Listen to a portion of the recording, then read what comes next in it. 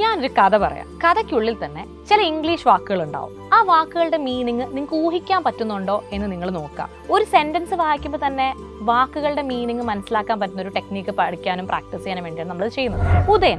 ഉദയനാണ് നമ്മുടെ കഥയിലെ താരം. ഉദയൻ കുറെ നാളായിട്ട് ആരോടും പറയാതെ ഒരു കാര്യം കൺസീൽ ചെയ്ത് കൊണ്ടു നടക്കുകയാണ്.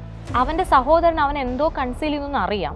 സോ അവൻ ഭയങ്കരമായിട്ട് അവനെ ഇന്റിമിഡേറ്റ് ചെയ്യാൻ ശ്രമിക്കുന്നുണ്ട്. പക്ഷെ ഉദയൻ ഭയങ്കര സ്മാർട്ടാ. ഉദയൻ ആരോടും അത് പറയുന്നില്ല. അവന് വളരെ അഫബിൾ ആയിട്ടുള്ള ഒരാളുണ്ട്. ആ ആളടുത്തേക്ക് അവൻ പോകാൻ തീരുമാനിക്കുന്നു. ബട്ട് അൺഫോർച്ചുനേറ്റ്ലി ആ അഫബിൾ ആയിട്ടുള്ള അവന്റെ ആ സുഹൃത്ത് പെട്ടെന്ന് മരണപ്പെടുകയാണ്. മരണപ്പെട്ട ആളെ കാണാൻ പോകുമ്പോൾ ഉദയൻ വിചാരിക്കും ഒരു റീത്ത് വാങ്ങാം.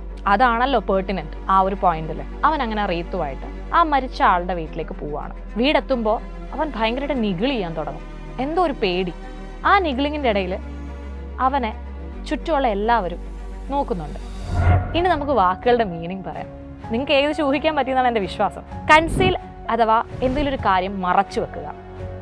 ഇൻറ്റിമിഡേറ്റ് എന്ന് പറയുമ്പോൾ നമ്മൾ ഒരാളെ ഭീഷണിപ്പെടുത്തുക, അല്ലെങ്കിൽ അയാളിൽ നിന്ന് എന്തെങ്കിലും നമുക്ക് വേണ്ടതുപോലെ പറയാനോ ചെയ്യാനോ ശ്രമിക്കുക. അതാണ് ഇൻറ്റിമിഡേറ്റ് ചെയ്യാമെന്ന് ഞാൻ ഉദ്ദേശിക്കുന്നത്.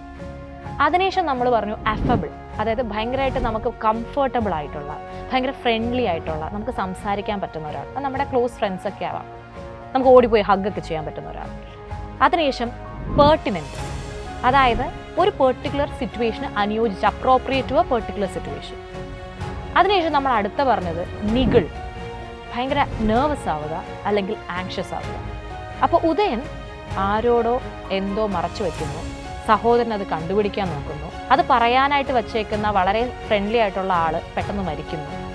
ആൾ അടുത്തേക്ക് എത്തുമ്പോഴേക്കും എന്തായാലും ആ സിറ്റുവേഷനിൽ അവന് വേറൊന്നും കൊണ്ടുപോകാൻ പറ്റില്ല. അവനൊരു റീത്തുമായിട്ട് ആ വീട്ടിലേക്ക് പോവുകയാണ്. പക്ഷെ അവിടെ വെച്ച് എന്തോ ഒരു കാര്യത്തിൽ ഭയങ്കരമായിട്ട് ഉദയൻ ആങ്ഷ്യസ് ആവാണ്, ടെൻഷൻ ആവാണ്, നെർവസ് ആവാണ്. അപ്പോൾ ബാലൻസ് കേൾക്കണ്ടേ, വാക്കുകളും പഠിക്കണ്ടേ? താഴെ കമൻറ്റ് ചെയ്യുക. ബാലൻസ് പാട്ടുമായിട്ട് വരാം.